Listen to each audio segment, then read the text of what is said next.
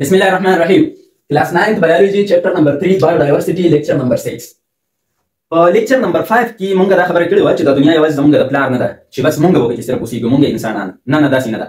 په دې دنیا کې زمونږ سره نور ارګانیزمز هم اوسېږي لکه زمونږ سره چې کوم دي بکټیریا، امیبا، پیراميشیم، یوګلینا، کلیمروموناس، خریړي مرړي شول، په بوټو کې وړه وړه کبل شول، ګلابونه ملابونه شول، دغه شانتي غټ غټې ونې شوې، نختر شول کنه، امونه، توتان وغیرہ وغیرہ. نو مطلب زموږ سره بوټي پکې اوسېږي. دغه شانتي که مونږ ځناور لرا شو کنه انیملز لا، نو په انیملز کې زموږ سره مچ، ماشه، میږي، مچۍ، د دې نه راواخله د سپي پورې، غواګانو، اتی وغیرہ وغیرہ کنه، ماران، چرمښکۍ.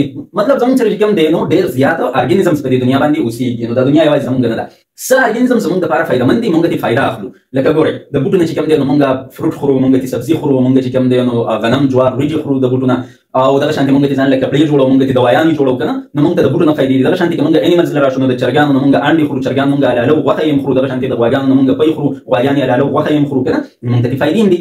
په دې وجه باندې مونږ له د ارګانیزمز پوره سټډي پکار ده چې یاره هسې نه که مونږ یو ارګانیزم ته په دغه نظر ګورو چې دا زموږ دپاره ښه نه دی او هسې نه چې هغه زموږ دپاره ښه بیا، او یا یو ارګانیزم ته مونږ په دې نظر ګورو چې دا زموږ دپاره ښه دی او هسې نه چې هغه زموږ دپاره ښه نه بیا.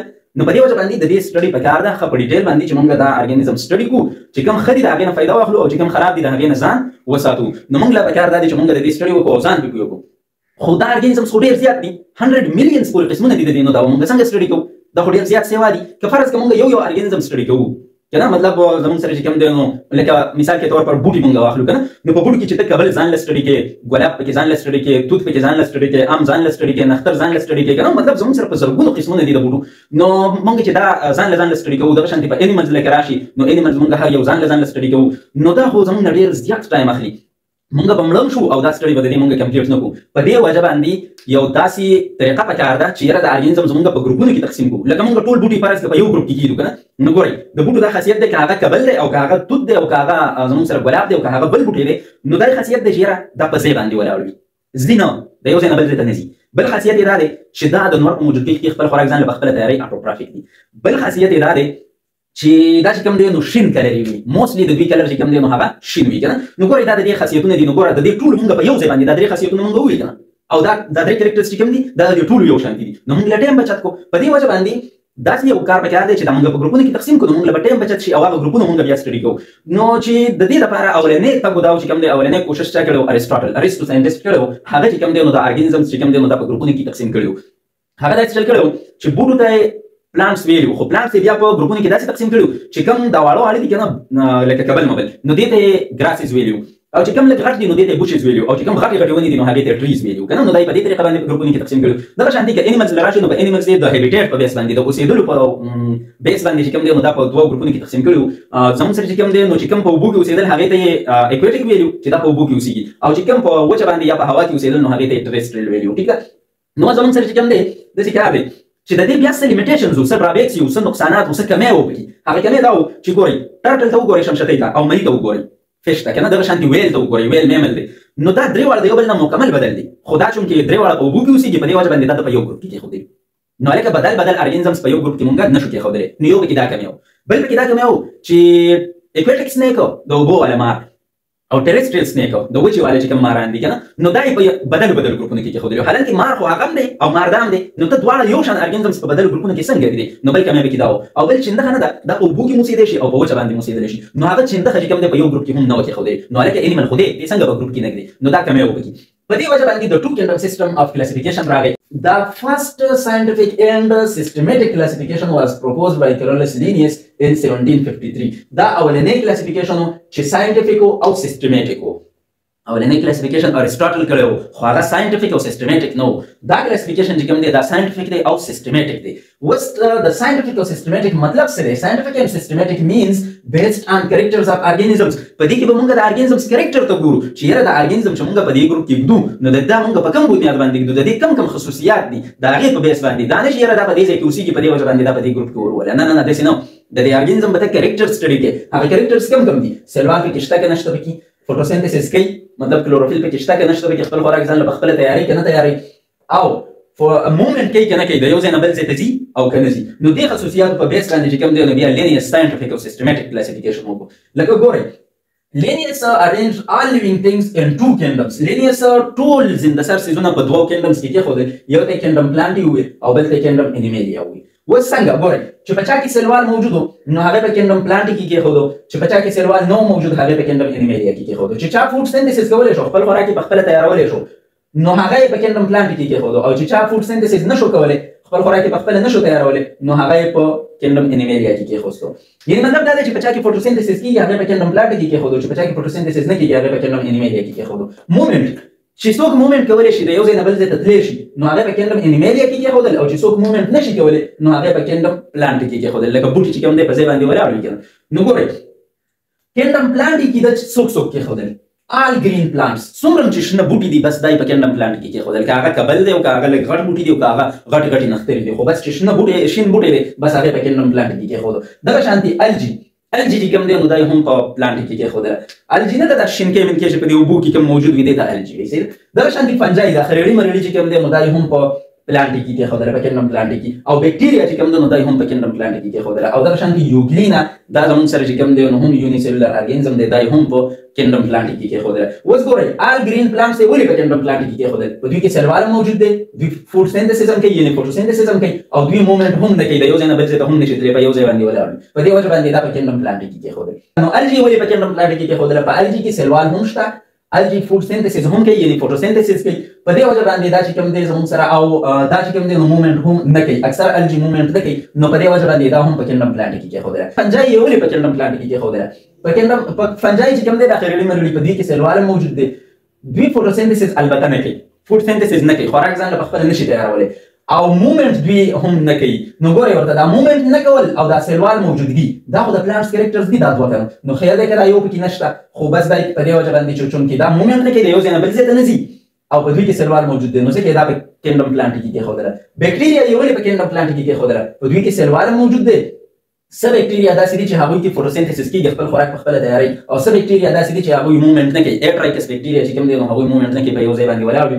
نو په دې وجه باندې دا چې کوم دی نو زموږ سره په کینډم پلانټ کې کېښودل. اگر چې اخوا دېخوا پکې بیا شته خو سیلوال پکې چونکې موجود دی په دې وجه باندې دا په دغه کې کېښودل په کینډم پلانټ کې. دغه شانتي که مونږ یوګلینا ته راشو نو یوګلینا کې زموږ سره سیلوال نشته، یوګلینا کې سیلوال نشته، خو فوډ سنتھسس کوي. چې کله رڼا موجود وي کنه نو کلوروفیل پکې موجود وي، خپل خوراک په خپله تیاروي، په دې وجه باندې دا په کینډم پلانټ کې کېښودله. او مومنټ چې کوم دی نو دا هم فلیجله پسې موجود وي، مومنټ خو کوي دا انیملز په شان دي، خو لکه مطلب دا دی چې چونکې کلوروفیل پکې شته خپل خوراک په خپله تیاروي نو په دې وجه باندې دا زموږ سره په کینډم پلانټ کې کېښودله. اوس په کینډم انیمالیا کې دا څوک کېښودل چې څومره یونیسیلولر انیملز دي. یاد ساتئ انیملز همیشه دپاره ملټي سیلولر وي، یونیسیلولر نه وي، خو چونکې سیلوال پکې نه و موجوده، امیبا، پیرامیشیم او د دې نه علاوه چې کوم دی نو پلازموډیم وغیره په دوی کې سیلوال نشته، په دې وجه باندې دته دوی څه ووایي انیملز یې ورته ووایي، انیمل لینیس ورته انیملز ووایي په کینډم انیمالیا کې کېښودل. او ملټي سیلولر انیملز خو مطلب زموږ سره چې کوم څومره مایان دي، چندخې دي او چرګې مرګې دي او مونږ انسانان یو غواګانې پیشوګان وغیره، نو دا ملټي سیلولر انیملز دي، سیلز یې ډېر زیات سیوا دي، نو دا یې هم په کینډم انیمالیا کې کېښودل. ٹھیک ده. نو دا زموږ سره چې کوم دی نو اولنی ساینټیفیک او سیسټمیټیک کلاسیفیکیشن و چې کیرولیس لینیس په 1753 کې پیش کړی و، کینډم پلانټي، کینډم انیمالیا. د دې کریکټرز په بیس باندې چې کوم دی نو هغه دا دوه ګروپونه جوړ کړي وو. په دې وجه باندې ورته مونږ فرست ساینټیفیک اینډ سیسټمیټیک کلاسیفیکیشن وایو.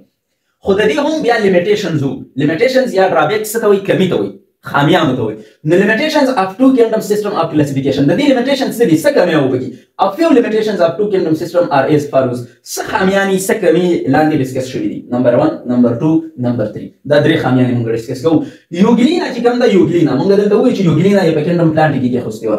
نو یوګلینا چې کوم دی دا په کینډم پلانټ کې ده. اوس که یوګلینا له مونږ راشو نو په دې کې پلانټ لایک کریکټرز هم شته د بوټو په شان دي، او انیمل لایک کریکټرز پکې هم شته د انیملز په شان دي. لکه ګورئ پلانټ لایک کریکټرز یې څه دي؟ تاسو ته ما ووایي چې رڼا موجود وي نو په دوی کې کلوروفیل شته، بس د رڼا په موجودګۍ کې دوی خپل خوراک په خپله تیاروي، فوټوسنتھسس کوي. خو یاد ساتئ انیمل لایک کریکټرز یې دا دي چې ګورئ رڼا کله نه وي موجود که نه نو دا انګلف فوډ ان ډارکنیس. ډارکنیس څه ته وایي؟ تیارې ته. نو په تیاره کې دوی خوراک انګلف کوي، دغه شانتې لکه څنګه چې مونږ روټۍ راواخلو او خورو یې، دغه شانتې دوی هم چې کوم دی نو انګلف کوي، خوراک خوري د ځناورو په شانتې. نو دا خو د بوټو کریکټر نه دی که نه، دا د بوټو کریکټر نه دی. بوټي داسې چل نه کوي، بوټي ځان له خپل خوراک په خپله تیاروي. نو دوی صرف د رڼا په موجودګۍ کې خپل خوراک په خپله تیارولی شي، خو ګورئ چې رڼا نه وي تیاری نو بیا خپل خوراک په خپله ځان نه شي تیارولی، بیا د ځناورو په شان خوراک کوي، د انیملز په شان خوراک کوي. بله خبره دا ده چې په بوټو کې بس سیلوال موجود وي او په دې کې سیلوال نشته، نو دا دواړه کریکټرز خو د بوټو نه دي. نو دا ته څنګه په بوټو کې دی؟ نو یو کمی پکې دا و such organisms should be classified in separate kingdom د یوګلین اکشن organisms دپاره موږ له ځان له کینډم پکار دی separate څه ته وایي جدا ځان له نو موږ له پکار دی چې دا موږ په ځان له یو کینډم کې کېږدو نو یو کمی پکې دا و بل plants algae fungi او یوګلینا دا چې کوم دی نو د په کینډم پلانټ کې کېښودلي وو که نه نو دا زموږ سره یوکریاټیک دي دا څه دي دا یوکریاټیک دي او چې کوم بیکټیریا ده نو دا یې په کینډم پلانټ کې کېښودلي وو دا زموږ سره پروکریاټیک ده plants algae fungi یوګلینا یوکریاټس دي او بیکټیریا پروکریاټ ده نو ګورئ زه تاسو ته دا وایم چې یوکریاټیک سیل څه ته وایي او پروکریاټیک سیل څه ته وایي ګورئ دا زموږ سره یو پلانټ سیل دی د پلانټ والا د بوټ والا په دې کې زموږ سره دا ویکیول دی دا پکې نیوکلیس دی په نیوکلیس کې دننه ډي ان اے وي او دا پکې زموږ سره چې کوم دی نور سیل ارګانیلز دي مایټوکانډریا ګالجي باډیز انډوپلازمیک ریټیکولم کلوروپلاست وغیره وغیره دا پکې موجود دي نو دا یوکریاټیک سیل دی دا شان کې ته بیکټیریل سیل راشي دا بیکټیریا ده نو په دې کې نیوکلیس نشته بس دا پکې دا ډي ان اے د خورا ورا پکې دا شان دی پرته ده او دا پکې زموږ سره رایبوسومز وغیره دي په دې کې ممبرین باونډډ ارګانیلز هم نشته یعنی مطلب مایټوکانډریا ګالجي باډیز انډوپلازمیک ریټیکولم وغیره پکې نشته نو دې ته موږ وایو پروکریاټیک سیل نو دا دواړه سیلز د یو بل نه ډېر زیات بدل دي او دا د په ون کینډم کې کېښودي وو چې کوم دا یوکریاټس دي او کوم دا پروکریاټیک ده نو دا مکس راغستی وو په ون کینډم په کینډم پلانټ کې کېښوستی وو نو ډیډ ناټ کلیر د ډیفرنس بټوین پروکریاټس اینډ یوکریاټس دغه د پروکریاټ او د یوکریاټ په منځ کې یو ډیفرنس ونه کړو مطلب جدایي پکې رانه وسته بالکل بس که کوم پروکریاټیک دی او که کوم یوکریاټیک دی بس مکس یې کینډم پلانټ ته ورویشتل نو بل کومې پکې دا وو که موږ راشو تھرډ نمبر فنجای کیرولس لینیس په کینډم پلانټ کې کېښودلي وو دې ته پلانټ ویلی وو But fungi are very different from plants. خو fungi خو د بوټو نه ډېره زیاته بدله ده څنګه ډېره زیاته بدله ده ګورئ ورته په plants کې کلوروفیل وي فوټوسنتھسس پکې کېږي نو خپل خوراک په خپله تیاروي او چې کوم څیز خپل خوراک په خپله تیاروي دې ته موږ اټوټرافس وایو نو plants اټوټرافس دي خپل خوراک په خپله تیاروي وایل فنجای خو چې فنجای کوم ده نو په دې کې نو کلوروفیل په دوی کې کلوروفیل نشته چې کلوروفیل پکې نشته نو په دوی کې فوټوسنتھسس نه کېږي فوټوسنتھسس نه کېږي مطلب دا دی چې خپل خوراک په خپله نشي تیارولی او چې کوم ارګانیزمز کې کلوروفیل نشته خپل خوراک په خپله نشي تیارولی هغې ته موږ هیټروټرافس وایو نو ګورئ ورته مطلب دا دی چې پلانټس اټوټرافس دي خپل خوراک په خپله تیاروي او فنجای هیټروټراف ده مطلب دا دی چې خپل خوراک په خپله نشي تیارولی نو دا خو بدل بدل کریکټرز دي دا څنګه په یو ګروپ کې دي فنجای چې خپل خوراک په خپله نشي تیارولی نو دوی بیا خوراک څنګه کوي get food by absorption دوی چې کوم دی نو د absorption په ذریعه باندې خپل خوراک کوي لکه ګورئ فنجای نه دی داخلي نړۍ دا چې په کوم سیز باندې د پاسه ولاړ وي نو انزایمز خارجي نو دا هغه انزایمز په وجه باندې چې کوم لاندې سیز دی نو د هغې ډایجیشن کېږي که نه مطلب دغه کېږي او چې کوم دی د هغې نه پس بیا ځان ته نیوټرینټس چې کوم دی نو ابزارب کوي یا د دې چې کوم دغه جرړې مړې دي کوم ځمکه باندې ولاړ دي نو د دغه ځمکې نه ځان ته چې کوم دی نو نیوټرینټس ابزارب کوي نو خوراک په دې طریقه باندې کوي خو بوټي دا چل نه کوي نو ګورئ دا بدل بدل کارونه دي او د پنجای یو شان خوراک کوي او بوټي بل شان خوراک کوي او دا چې کوم دی نو د په یو ګروپ کې کېښودلي نو دا کمې دی پلانټ سیلوال د سیلولوز نه جوړ دی په پلانټ کې هم سیلوال شته خو هغه د سیلولوز نه جوړ دی او په فنجای کې هم سیلوال شته خو هغه د کیټین نه جوړ دی نو مطلب دا دی چې دا خو بدل بدل دي نو دا څنګه په یو ګروپ کې دي And the basis of these limitations are drawbacks of five kingdom system of classification was proposed. نو چونکې دا کمی و پکې زموږ سره یو کمی دا شو یو دا شو بل دا شول که نه نو مطلب د دې کمی په وجه باندې زموږ سره چې کوم دی نو د دې two kingdom system of classification چې کوم دی نو ختم شو او five kingdom system of classification راغی په five kingdom system of classification کې زموږ سره اولنی نمبر kingdom منیرا یا kingdom prokaryote ده دویم نمبر زموږ سره چې کوم دی نو kingdom protista kingdom fungi, kingdom plantae او kingdom animalia دا 5 kingdoms دي دا 5 kingdoms ته موږ 5 kingdom system of classification وایو په دې کې د ارنست هیکل د رابرټ ویټیکر د مارګولس او شوارټز د دې ټولو پکې ښه پوره کار دی ښه پوره حصې ده پکې دوی پکې کار کړی دی د هغې نه پس زموږ سره چې کوم دی 5 kingdom system of classification ټیک ټاک جوړ شوی دی